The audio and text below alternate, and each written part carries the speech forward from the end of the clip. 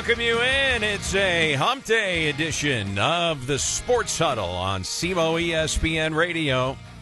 1220 on the AM dial, 93.5 on the FM side, and always online at SEMOESPN.com. Eric Sean and the lead singer of the Mike Rennick Band in studio, inviting you to join us. You want to jump in? Here is our EBOMD Huddle Hotline number 573-334-1220. 573-334-1220, the Huddle Hotline powered by EBOMD. Mr. Michael Rennick in the house, ready to go. Whoa. What? Haircut? Yeah. Yeah. Haircut. Happy haircut day. Haircut alert. Yes. It was long overdue. All right. Long overdue. So, got it taken care of. Does your wife cut your hair? No. Okay. She does not. A professional Yes. cut your hair. Correct. Okay. I don't trust her with scissors I understand. that are close to my neck. I understand. You know? Did you get the speech when you were a kid, never run with scissors? Oh, yeah, I'm sure. Yeah.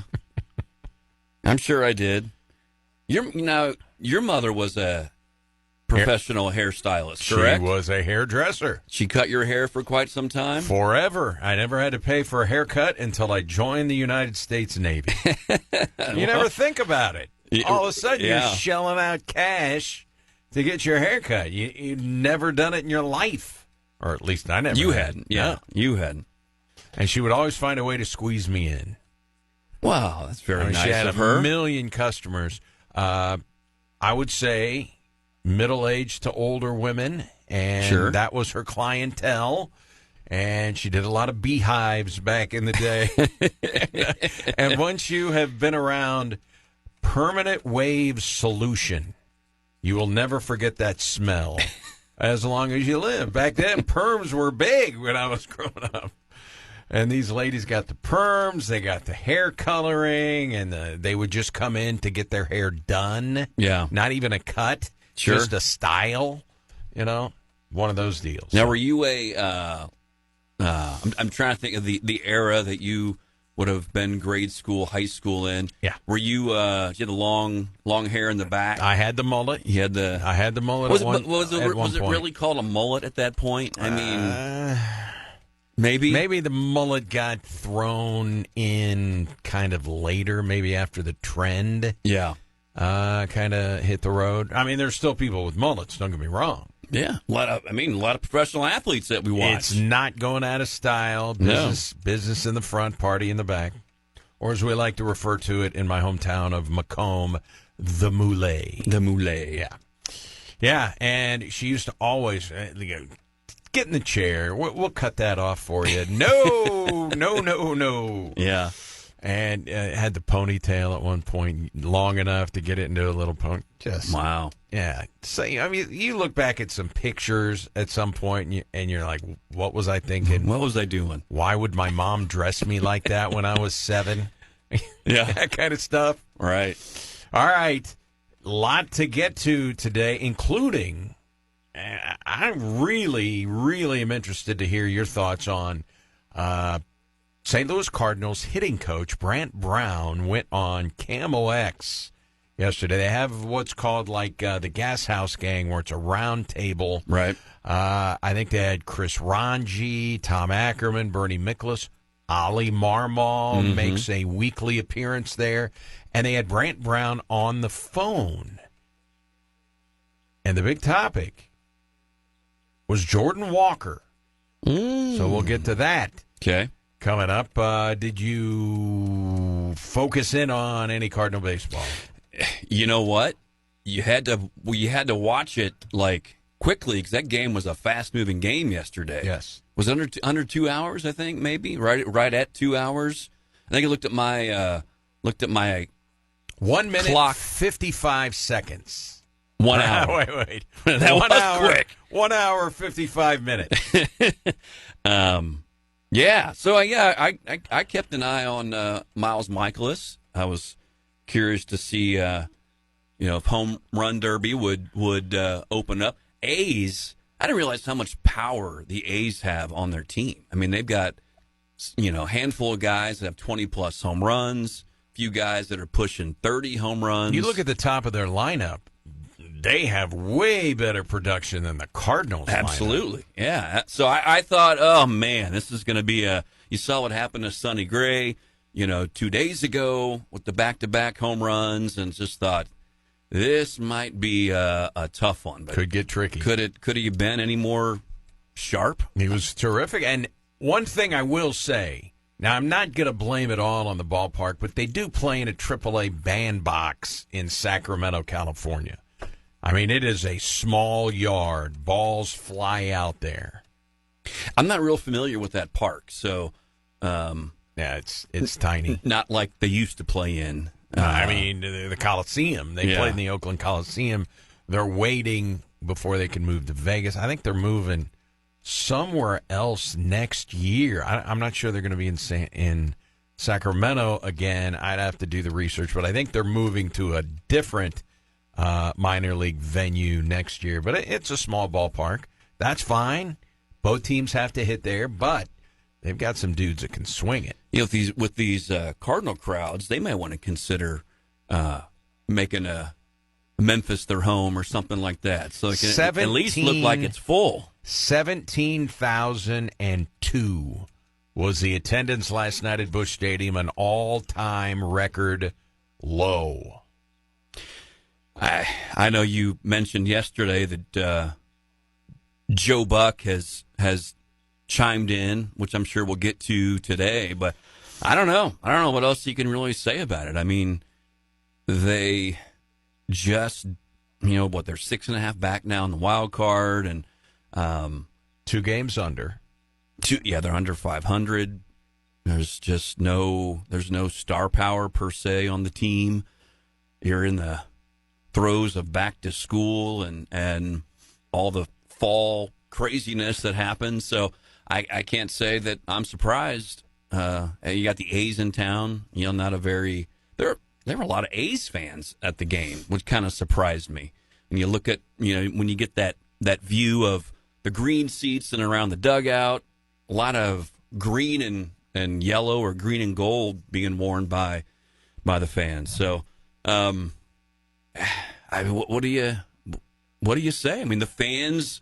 At this point, the fans are speaking. They're letting it be known that they are not happy with the current regime with the St. Louis Cardinals. And maybe specifically John Mozeliak. It seems anytime you see a comment online or anybody makes a comment, it's you ever see here's Mo's crowd. This is Mo's crowd. Do you ever read anyone that writes something? Now, we have trended negative in this country. There's a lot of negativity. Sure. We understand that. That's what gets the headlines. Yes. But do you ever read a comment that is ever positive about John Mozeliak? It's unfortunate. I don't. No. And he's obviously done some great things for the Cardinals. Exactly. I mean, there's no doubt about it. I just think, fame is fleeting? Is that the phrase? That's a phrase. And people have very short memories. It's what have you done for me lately? Unless you have at some point had a hiccup in your life or said something, then they've got memories that never end. They will bring it up forever. Yeah.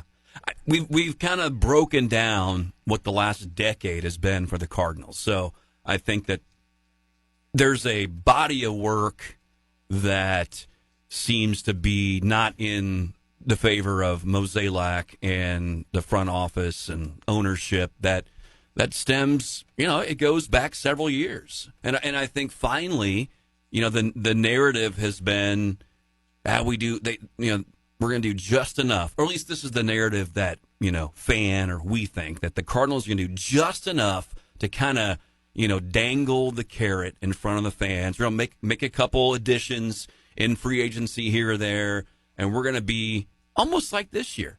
How many times have we talked? Well, they're just outside of a wild card spot, so they're going to put the team in position to be fairly competitive. And what has been maybe not so much anymore, but what has been maybe seen as the weakest division in the National League. So they're going to be right there. So they're going to string the fans along. Playoff spot. We're out of the playoffs. We made the playoffs, but the story's over. I mean, people realize that that's not good enough anymore. If they're going to come and support the team, we want a winner, and I say we collectively, not me. We want a winner or a team that can go out and compete for World Series, and it's just not been there the last several years. So would you say that Joe Buck has a little credibility in the city of St. Louis? He was born there. He was raised there. Jack Buck's son. You know, his first major league broadcasting job was the St. Louis Cardinals. He did that for years and moved on to national glory in not only Major League Baseball, but the NFL. Inducted into the media wing of the National Football Hall of Fame, Pro Football Hall of Fame. I'd say he's in the Hall of Fame. He's got some cachet, for sure. So Joe Buck weighed in. He tweeted out the other day, actually the other night, and he tweeted out a picture basically from the upper deck up the first base line where you could see just empty seats everywhere. He tweeted out that picture. And a couple of things, Joe Buck sent out 2 tweets. Here they are on X. During the Cardinal game last night, talking about the picture of the empty seats. Wow. Welcome back to the 70s. This is what it used to look like. I was there, pre-Whitey, buying shag carpet ASAP. A major rebuild of the roster and trust better be coming. One can only hope it's coming, right? Buena suerte, Heim. Rooting for you. And then followed it up, and he said, to be clear, I am not, capital not, blaming the fans. The fans have sent a loud message, and I'm hopeful it's resonating. How can it not? Turn the page and hope Heim Bloom has the leeway to really reshape this team and hopefully the minor league system. If not, I shudder at where it goes. Joe Buck. Those are pretty strong words. Yes. Very strong words. This is Jack Buck's son, who achieved more national notoriety than his father did. And you don't really hear him comment much on St. Louis sports. You know, I mean, he seems to be fairly, I don't know, at least what I've heard, fairly vanilla in how he goes about talking about things. I know he's a huge Blues fan. He's right on the money for sure, right there. And, you know, how can you kind of like the Tulane coach yesterday, I'm not trying to take a shot, but he's taking a shot. He's taking a shot at Mo, especially by, and the ownership, I guess, but especially, you know, by turn the page, Heim Bloom, you know, let's go get it. And he's right. I mean, he's absolutely right. And you know, in all this, it's not the fans' fault. I'm glad he said that. And really, you know, not that I feel bad for him, but, you know, it's not really the players' fault either. I mean, the players are the players, you know, that are on the roster. I guess you could say they didn't ask to be there to a certain degree. I mean, they did, but you know, that's the roster that's put together. So, yeah, it'd be nice to be able to support, you know, the players that are there.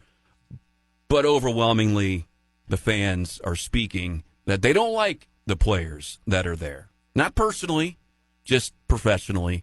And that message is being served loud and clear. Well, one player who did something last night. I mean, if you like pitching, you liked last night. If you like offense, you may have been nodding off, but it was a quick game, hour 55. Cardinals are down 1-0 in the 6th inning, and this was the only swing of significance. Swing and a drive. Hit high in the air, left center. Butler on the run. Go! two-run homer. You're asking to get beat, and Herrera hits another homer. Jim, we showed you the numbers before the game. The last 12 for Ivan Herrera. Boy, he had been heating up. Home runs now in back-to-back games. What a pretty swing. And Herrera made him pay for the mistake, his 13th of the season. 13th home run, Ivan Herrera. That was a ball game. I didn't think that ball was going to get out. I didn't think it was. It kept carrying, thankfully.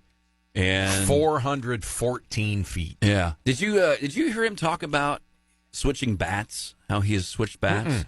So he started out the season with whatever bat that he was using, and obviously he was pretty on fire, right? He decided, and I don't know why, but he decided at some point to switch to a lighter bat, and he slumped with the lighter bat. So he's gone back to the heavier bat. Interesting. And when asked about it, he said, he basically said that knowing that he has a heavier bat mentally makes him have to get going sooner, get going earlier. That makes sense. Makes sense. And so he has switched back to the heavier bat, and he's had a surge again. I think he even said he puts the bat next to his bed at night or something like that. Like he's like you got to treat it with care. You got to treat it's my secret weapon. So that was interesting to hear that. 287 batting average. That's a high batting average in Major League Baseball these days. He spent most of the season above 300. 818 OPS for Ivan Herrera. And one of the things that was terrific, aside from Miles Michaelis, Matt Swanson, 2 hitless innings in a game. He did walk a man, 2 Ks. JoJo Romero, a hitless inning. No hits out of the bullpen in the final 3 innings. From Swanson, 2 innings, and 1 from JoJo. So Michaelis, now 7-10, went 6, 5 hits. Each team had 5 hits. He did not strike out a batter. Got the win. When do you think the last time he posted a pitching victory? Just off the top of your head. Yeah. 4 starts ago. July 25th. Okay. That was his last win. It seemed like he's pitched better. Yeah, he's gotten some no decisions. Yeah. He kept him, kept him run in the game. Support hasn't been really. That's kind of always been the deal with him, hasn't it? I mean, now he obviously gives up a bunch of runs. It just seems like in years past he's kind of dealt with that same thing. But, well, no Ks, so obviously, you would guess that a lineup was put out behind him. Aren't you thinking, what's our best defensive lineup that we can probably put out behind Miles Michaelis? Balls can be put in play. And think about this. We talk about the lack of swing and miss for the Cardinals. No strikeouts for Michaelis. McGreevy over the weekend gets a win for the Cardinals. The first time that no Cardinal pitcher in a baseball game struck out anyone. There were 0 strikeout. First time that's happened in 16 years. Wow. Now, does that mean that McGreevy doesn't have swing and miss? And that's not what I'm saying. I'm saying those are 2 recent indications. That's an issue. Why Chaim Bloom drafted who he drafted. And these guys with high velo and track records of swing and miss. Do you like Romero in that closer role? I think he's been fine. He's been all right. The only thing that he has that off speed stuff he'll put out of the zone, to get someone to chase at, a change up or whatever the case may be. Sometimes I just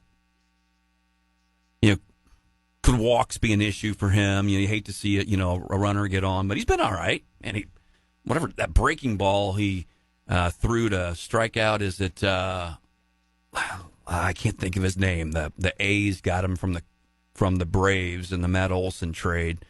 Lanier or Langolier. Langolier just froze him. I mean, the ball looked like it broke a foot from outside and right over the plate. Huge pitch there, and then easy ground ball to shortstop to end the game. So that was a nice win. Like to see a little more offense. 5 hits. Maybe a strikeout, from your starting pitcher, but I guess beggars can't be choosers at this point. All right. What did Oliver Marmol think? He had a 3-pitch inning, 4 first pitch outs, so all that plays into a really low pitch count. Made pitches when needed. The changeup was a good pitch for him today. Got the ground ball to Butler there for the double play. And a couple other outs with it. But overall, man, did a really nice job. Some of the hard contact right at people. And it led to 6 really good innings. Not only the production we're seeing, but the conversation in the dugout when he makes an out and he comes in, he talks about his at-bat and what he's trying to do and what the adjustment he's going to make for his next at-bat. So he's done a really nice job of that. We're seeing he's putting together a really good year. He was more of himself regardless of what was going on, still very talkative in the dugout and not just in his own shell, which is what you want to see, but that comes with just experience and growth. So he's handled it well, which is going to serve him well down the road. Man, he's done really well and just doesn't get... By the way, he was talking about Herrera. Now he's talking about Matt Swanson. Sped up. We knew we had 2 out of him. We could use Leahy for 2 and JoJo for 1 today. Being down 1, we allowed Miles to go back out there. Thankfully, he gets to do that meat of the order in the 6th, and then we take the lead. Swanson takes the 7th and 8th, and JoJo was incredible in the 9th. But Swanson's done a really nice job of doing everything we ask, whether that's 1 inning at a time or multiples. It's looked really good. And that time of night, and again, I say, if you are one to partake of a cocktail in the evening, the great drinking game is you take a drink every time Ollie says nice job in his post-game press conference. It was like when Corbin Burns had the long hair for the Milwaukee Brewers. You had to take a drink every time he played with his hair on the mound. And you're done by the second, bottom of the second. Yeah. It's over. Cut me off. Nice first game back for Victor Scott. Yes. Got a base hit, got a walk. On base a couple of times. On base is what you need. 3 of the 5 hits came from the bottom of the order. Nathan Church had 2 hits. And an error, and he got picked off. Yeah, he had the full gamut. Had the full game. Is that the trifecta? The multiple hits, error, picked off. Yeah, that's the trifecta. Now I know you're a Nolan Gorman guy. Yes, I'm not gonna hammer on him. But are you good with that 212 average right now? No, I'd like to see it higher. OPS 703. You good with that right now? Below league average. Yeah. No. Okay. But I'm good with immense power. 13 home runs. I would like to see him get hot. He's got to hit 30 home runs. He can do it. To make those numbers make sense, he's got to be a 30 home run guy. I would agree. I think he's got he definitely has the capability. You just wonder. Well, a lot of guys. Well, go ahead. You just wonder what goes through his head if he's getting pull happy. You just wonder what goes through guys' minds. I would be curious to see. You mentioned talking about Jordan Walker's. I don't know what's going to be said about Jordan Walker with the Gas House Gang crew here. To my amateur eye, it seems like Gorman is always pulling off the ball. You know the phrase "stepping in the bucket." And a lot of that is trying to yank. It is. Newt Barr does the same thing. I was watching Newt Barr, by the way, hitting 244, 722 OPS. So he's had a bit of a resurgence, right? Yeah. We've mentioned J.J. Weatherholt a bunch. Man, you watch him. I mean, seems like that front foot, right at the pitcher, towards the plate. Gorman's just yanking for home runs constantly, and obviously makes him susceptible to certain pitches when he does that. Certain ones, though, he's going to hit him. He's going to hit him, 500 feet. It's an interesting dichotomy with a guy like Gorman because he knows his ticket to stay a starter in the big leagues is power. But couldn't he could have He could have power the other way, right? You see him go the other way on occasion. On occasion, he does. I'm not putting him into the same category, but do you remember when Colton Wong used to hit a home run? Jess and I would be on the show saying, "Oh my God, worst thing that could happen." Now he's going to try to launch. Yeah, he'll be up there trying to launch. You want Gorman to launch. You don't know what is being said in their hitters' meetings, and in his mind, you've got to believe. Can't prove it. You've got to believe he knows his ticket to be a starter in the big leagues is to hit the ball out of sight. But there are times when you've got to go the other way, when you've got to adjust. You've got to go into two-strike mode, all kinds of different things at the plate. And he appears to be a streaky guy. I would say that's pretty obvious. Was good at the end of July and then most of August. Now he's in a slump right now. Yeah. Jordan Walker has won for his last 15. It is .220 batting average, only five home runs for Jordan Walker, and that is in 91 games, 304 at-bats. It's 5 home runs for a guy who is 6'6", 250 pounds. We talked about Gorman's OPS just over 700. The OPS for Jordan Walker, who's in his 3rd major league season, is 587. That's this season, or that's his career average? Year. Career OPS 688. His rookie year, he was 787. Last year, down to 619. This year, 587. Regression. So, Oliver Marmol does a weekly hit with Campbell X for their Gas House gang. And it's usually Bernie Miklasz, Tom Ackerman, Chris Ranji, and, they'll rotate in someone else. But those are usually the people. And every week, Ollie is on there, and they ask him all the questions. Bernie Miklasz didn't pull any punches. No. That dude's been around St. Louis since 1989. All right? He asked, he and La Russa would butt heads, but it would be forgotten the next day. I've heard him tell the story a million times of different stories with La Russa. His job is to ask tough questions, and they do. Well, apparently it was cleared through Marmol, whether it's cleared through Mozeliak, Chaim Bloom, I don't know, but they had Brent Brown on the phone with the other 3 guys, including Ollie. Okay, and they do it on video, too. And Brent Brown came on, and the first question to him was about Jordan Walker. What do you think of these comments? Here's Brent Brown.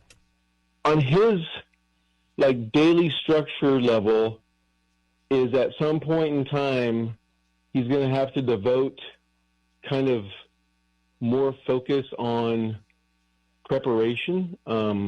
We've had long conversations with this. Is not only looking at film on the starter, but also being able to come in and the first day of a series, just take a look at all the bullpen guys, all the information and videos available, just so we're not getting snuck up on when a guy comes in. When Jordan Walker is ready to be good, I feel like it's going to be up to him. We all know the potential. I don't even think he knows the ceiling. And to all these words is we always talk about this is okay, well, this is what they're doing to you and this is what you want to do. But if you can't do what you want to do, what are we going to do about it? How are we going to counterattack? So just trying to continue to make the point of how preparation, how movement patterns, how, can we counterattack? We're going to have to give up something to get something. So for a while, until we can show them that we can do this, they're going to stay there. And then once you start to do it, well, then guess what? You get to come back to what you want to do because they're going to have to do something else. So, it's just a constant game. It's a big gambit of zigging and zagging. And I just think that, he's still in zig mode, and like the zag mode is just like it's a stone's throw away.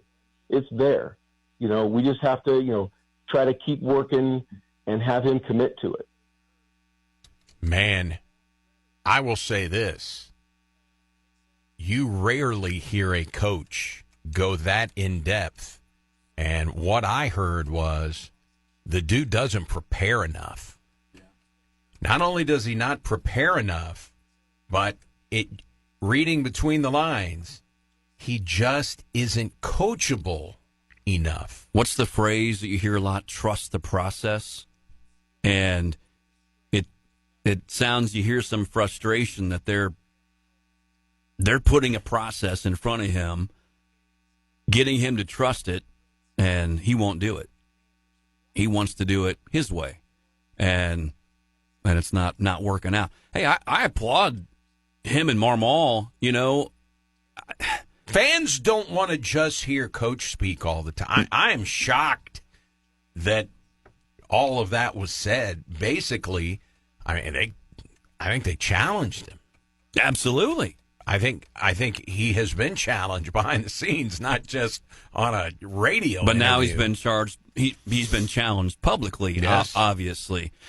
I mean, we just went through, the first part of the show talking about the fan base, how they're losing the fan base. 17,002 at the ballpark. I think you have to do things like they're doing right now to try to, engage in some transparency with the fan base that ultimately brings them into the fold. Like it brings them into the thinking of the manager, the thinking of the coach, the understanding of some of the players. And maybe, do you think Chaim Bloom could be behind this a little bit? Maybe so. Maybe. Let's talk to our fans a little bit more. Give them a little bit of a nugget, because we need to be able to engage in a way that's not happening on the field right now. Because this guy was their top prospect in the entire organization. It's year 3, and it's a 586 OPS. 5 home runs. Yeah. I mean, you could say that they're, Marmol and obviously Brown together are throwing him under the bus with those comments. And, if he's a big boy, so, I wouldn't necessarily view it. 250. Yeah, that's right. Yeah. So you may want to choose your words nicely. I don't think, he's a big boy. He's hopefully a pro, and they're not throwing me under the bus. It's just, it's a reality. It's a reality check here. I got to do more. I remember, a lot of times you hear from coaches, or even, I remember my dad, like if I wanted to play on a team and I didn't make the team, or, he what would he say to me? He wouldn't complain about, the coach. He'd say, you got to get better. You got to do more. And I think that's kind of what he's saying right there. Like he has to do more. And he's right. The caveat was the zag is almost there. Like the zag is close. You've got to make the adjustment, because they are. He stands 10 miles away from the plate and wonders why he can't get to the low and outside breaking ball. I was going to bring... Head back to the dugout. I was going to bring the exact same thing up. Can he not catch up on the inside pitch enough to where he can get maybe 8 feet from the plate? I mean, he's got no chance on the outside corner. 0. None. And... yet he can't lay off. That's right. Yeah. He's not the only guy. No, he's not. But the trash heap, the trash bin of Major League Baseball is littered with guys with great talent who would not be coachable and make the proper job. He made it to the big leagues on just God-given talent. Right. Doesn't work at this level, man. That might be good coming up through the ranks, coming up through the minors. Now, these are the best baseball players in the world. In the world. These pitchers, these coaches, analytics, they've got scouting reports. They're not dummies. You got to make adjustments. And he's hearing that from his coaches, but it doesn't sound like he is as coachable as they would like. I can't prove that. That's what I heard in all of those comments from Brown. It'd be nice to hear Jordan Walker's take on it. Well, I've got Jordan Walker's take. Okay, fantastic. Because you look at the first year. What was the narrative? Came up, his first year. You rattled off what his OPS was, and then it was the Cardinals have messed with his swing. They've turned him into a base hit, singles hitter. They've messed with his swing, and then he ends up in the minor leagues. What they is said, that really the case? What he said when they changed it, he hit too many ground balls. They wanted him to get the ball in the air. Because he's so freaking big and strong. His exit velo is terrific. But a lot of that stuff is on the ground. They're just trying. Case in point was against the Reds the other day. I mean, he hit a rocket to De La Cruz at short that he couldn't handle. I mean, he may have taken a little bit of a bad hop, but yeah, he crushes the ball. But he's got 5 home runs. And you have a corner outfielder who is, 6'5", 250 or whatever he is. Like, he's only 23, we understand he's on the team to deliver power. And I know power can come in different ways. It can be gap shots, and which we saw a little stretch of that at one point, I think, about a month ago. But a rocket hit past an infielder. Yeah. That's power. Yeah, exactly. But I'd be curious to know what Jordan Walker thought about the comments. So Derek Gould was listening. And so not surprised. Yeah. I mean, he's on top of that stuff. So Derek Gould, beat writer for the Cardinals for the St. Louis Post-Dispatch, put a story together, and you can read it at STL today if you're a subscriber. I'm a subscriber. He quotes Oliver Marmol, and he references the Brant Brown comments on KMOX, but he got a quote from Marmol and got a quote from Jordan Walker. Here's the quote from Marmol. I need to see Jordan have a sense of urgency for the things that need to take place in order to give him consistent results. That goes with his move toward the ball, his preparation in the cage, but also his approach in a game. You have to start to see progress. I think it's important as you're evaluating the next month. You need to start to see progress and consistency. Pretty direct comments. And here's the quote from Jordan Walker. I don't think it's ever comfortable changing when you're used to, and that's kind of how it is right now. I do want to see results, obviously. Getting back to where I was right after the All-Star break, I think I really like my approach there. Working with hitting coach Brant Brown is the best answer I have there. That's your quote. I don't know what he said. Yeah. I don't think it's ever comfortable changing what you're used to. I get that. That's kind of how it's done right now. I'm sorry. That's kind of how it is right now. I do want to see results, obviously. Getting back to where I was right after the All-Star break, I think I really liked my approach there. Working with Brant Brown is the best answer I have there. Well, I guess I understand what he's saying. Maybe he's saying the coaches are right. I need to do better. It's never comfortable changing what you're used to. Right. Okay. Yeah, we get that. Change is hard, but that's the only constant. It's 586. Yeah, that's the thing. It's 586 and 5 jacks. Yeah. Whose numbers? Who's responsible for those numbers? Is it you, the player, or is it the coaching staff? I get there's some teamwork, in that whole piece, but can you show us your numbers whenever you were, quote, doing it the way that you wanted to do it? There's really no track record of them being good on a regular basis. But just looking at numbers, you hear these people bellyache about the Cardinals have made him regress. The coaching of Jordan Walker is a joke. Some people feel that. Sure. They're working with this dude every freaking day. I mean, he was a top prospect. If the dude doesn't take coaching, that's not on the coaches, is it? No. I don't think it is. No. It just sounds like he doesn't want to change and be coachable. I started having players run through my head like Albert Pujols and Barry Bonds and these greats.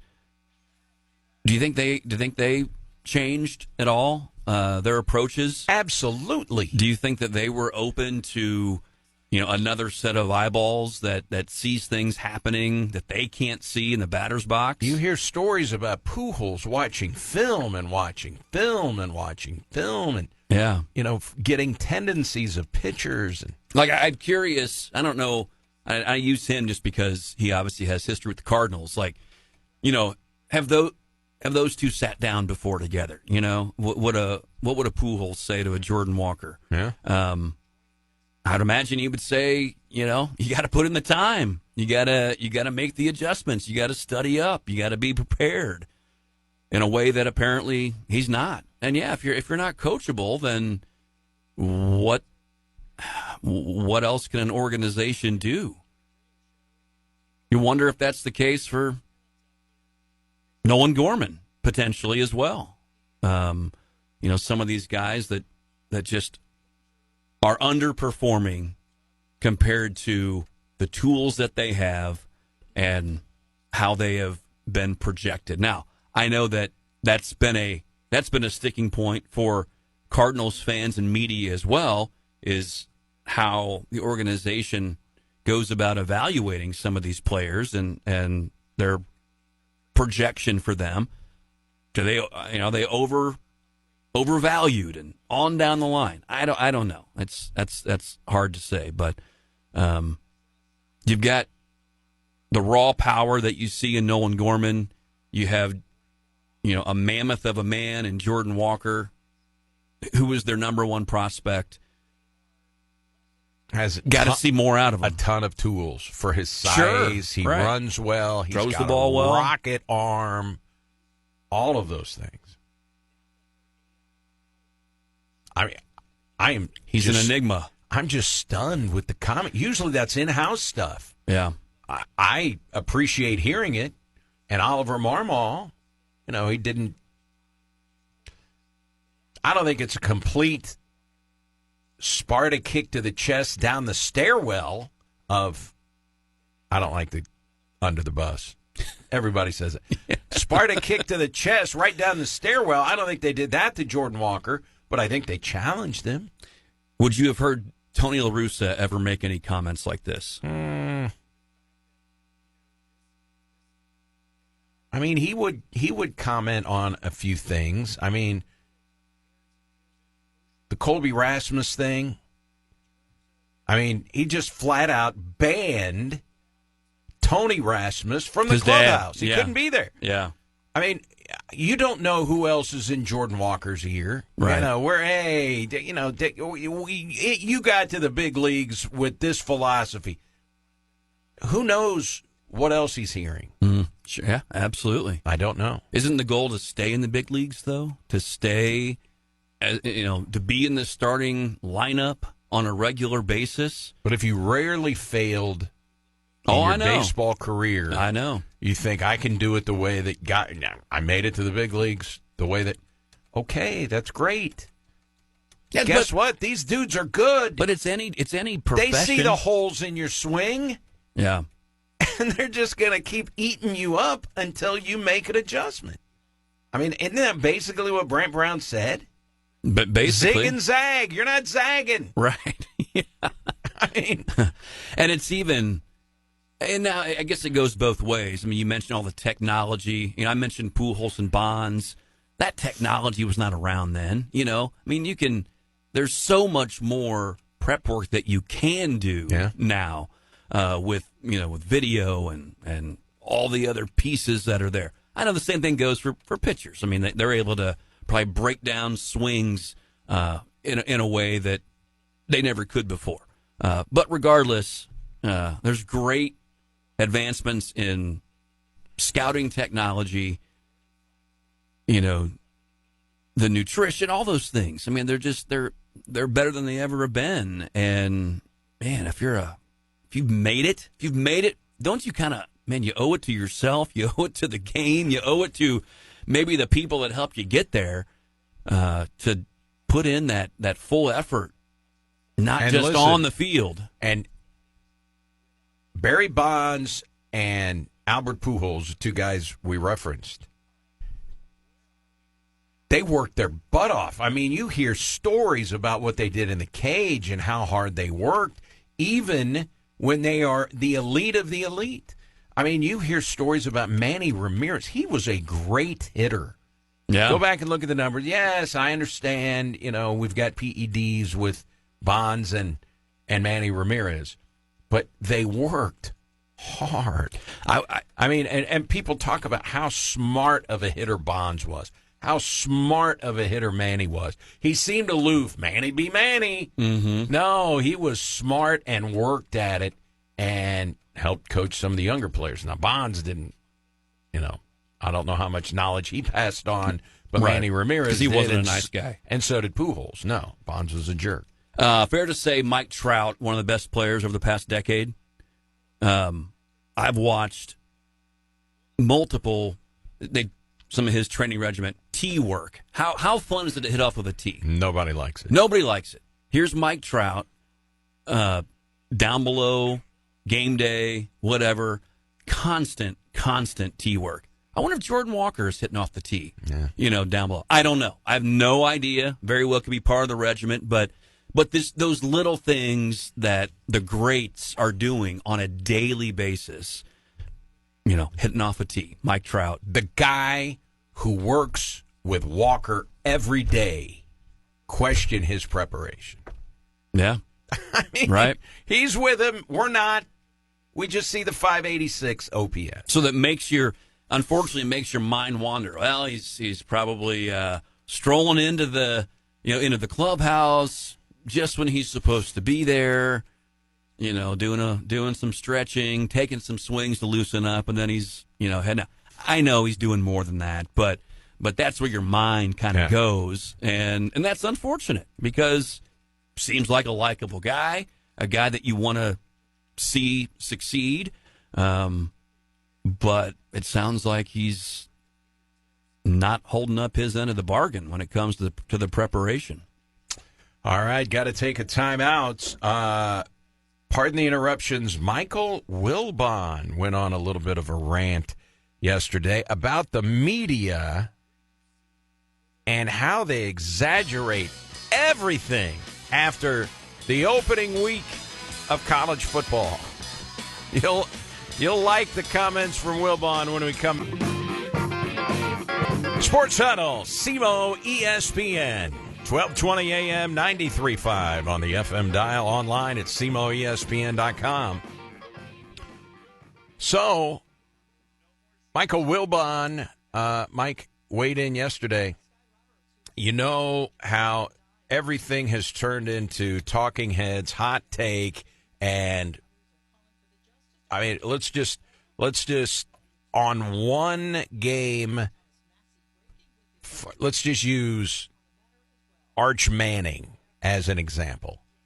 Struggled at the shoe against the national champs, who are now this week the new number one in college football. So it's hot take central. Manning is overrated. He's a bust. After one game against the number one team in the nation on the road against an NFL defensive coordinator in Matt Patricia, right? Right. Those types of statements and that type of mindset from the media, and Michael Wilbon on PTI has had enough. Now, not just talking about Arch Manning. I'm just using that as an example. We're just making a blanket statement. We have decided it all. It's one game. Michael Wilbon. But, Tony, so let's go back to the Ohio State-Texas game for a second. Here's what stood out to me week one and all the days leading up to week one. I don't want mass media, major media, networks, including people that we like to call our friends, to just ruin the watching of college football for me, the consumption of college football, by exaggerating the hell out of everything, by overstating everything. Arch Manning is not Peyton or Eli or Archie just yet. Yeah. Just let him simmer a little bit. Let it percolate. Let it Jeremiah Smith. He is not Jerry Rice just yet. I heard somebody who I probably like a lot say, probably somebody I covered, say he's the best college football player I've ever seen. You know what my recommendation would be? Then watch more college football over the last 50 years, because he ain't the best I've seen. He's made some great catches and things that make you go, ooh. But can we just stop?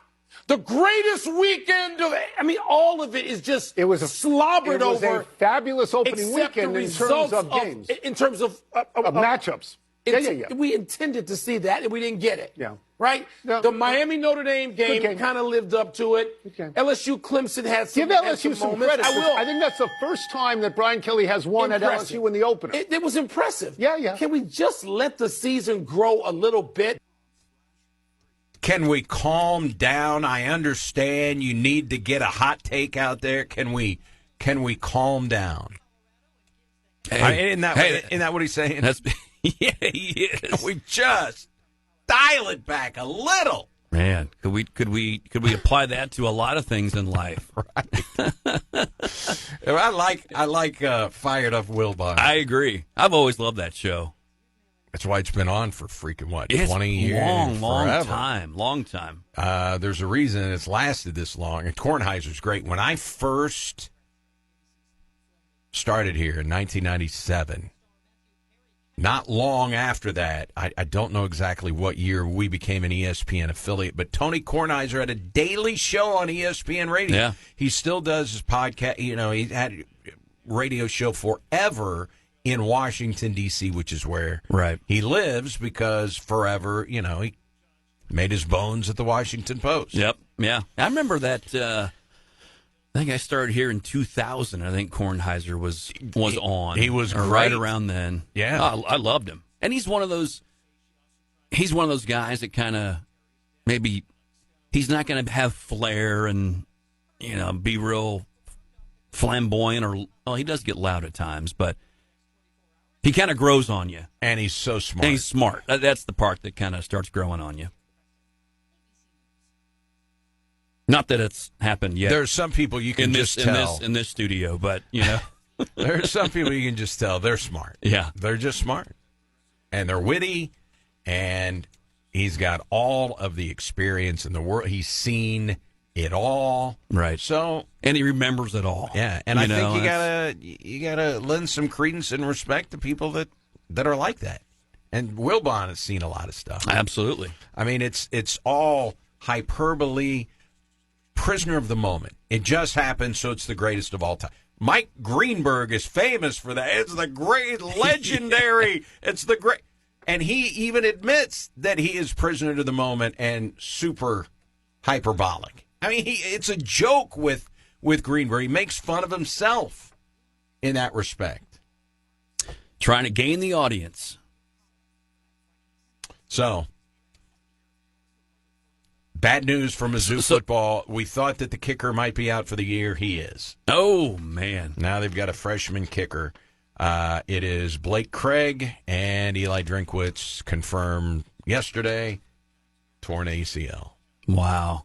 And Sam Horn is out indefinitely. So backup. Not out for the year. He didn't say that. Backup QB is a freshman. And Drinkwitz said, I have the utmost confidence in Matt Zollner. And the kicker now is a freshman. Yes. The kicker's going to see action. You maybe hope that it may come down backup quarterback doesn't. May come down to a field goal late against Kansas Saturday. You don't know. Yeah. You don't know. And the kid may be good. He could be. It seems like he's... You don't know if he's this guy. If he is, all right, I knew if I waited it out, I'm going to get my chance, man, and I am going to dominate. Or, oh, crap, I had no clue. I wasn't planning on it. Yeah. What's his mindset? I don't know. If he's at that level, is he a slow heartbeat guy, or is he a cheeks clenched guy? Well, I don't know that. But if he's at that level, you would hope that we talk about the preparation with Jordan Walker, that these guys are all preparing for their opportunity, all preparing to step into the limelight, step into the starting lineup in some capacity. And so he'll be ready. Be ready for it. Because, hey, it may this Saturday against the Jayhawks, it may come down to a kick, special teams. We had the special teams discussion with, about how much, Coach Tuke values it. And, well, win you games, can lose you games. And their quarterback, Bo Perbulo, we know he is a dual threat guy and can run. But what we don't know is third down or fourth down, game on the line, can he stand in the pocket and make the throw? Don't know. Pressure on, you have to complete this pass. Can he stand in the pocket and do it? And I'm not talking about, okay, I'm just going to take off and run. Tuck it and run. Yeah. No. There are going to be times, game on the line, you've got to make a throw from the pocket. Can Bo Perbulo do that? We'll see. That's a question on all quarterbacks. Yeah, and I would, I know Drinkwitz does not want to see a young man get hurt by any means. We've talked about his Dodger career ahead of him, and talking about Sam Horn. Sam Horn, yeah. Right? I guess the only bright side is that now you know who your guy is, right? You know who your quarterback is, so there's no guessing as to how you're going to scheme, as to how you're going to put a plan together. Couple of bad, it's Bo. You have a bad half, people are calling for Horn. Exactly. They're not going to be calling for Matt Zollner. No, right. So you got your guy. Go with him and see where that takes you. All right. Say hello to the radiant and ravishing Dawn Shawn.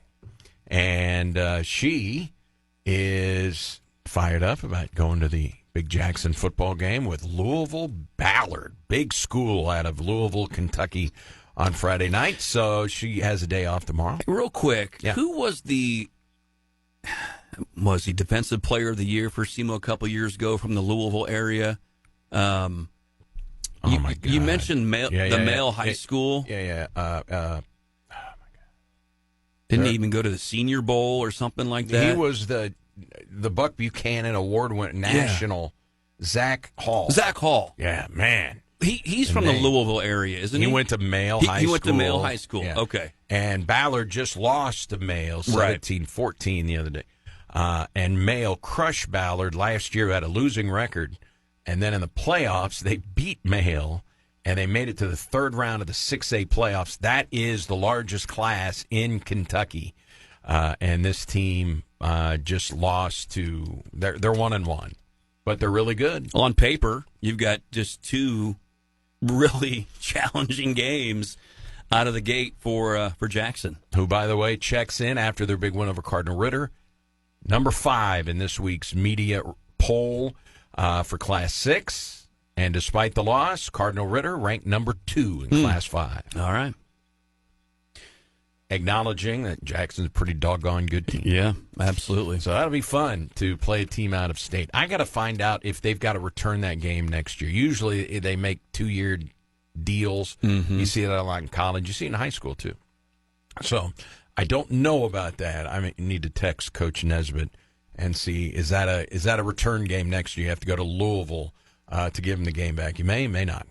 I don't know. All right.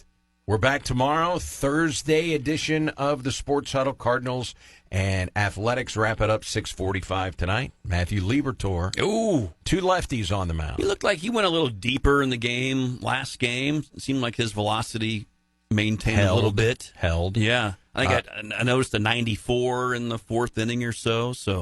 Jordan Walker, after being challenged, lefty on the mound tonight. He's in there, right? Yeah, Okay. you would think so. All right. All right, see you. See you tomorrow. That's the lead singer of the Mike Rennick Band. Stay tuned. Clinton and Friends. Coming up next, I think they had substitute hosts yesterday. We'll find out.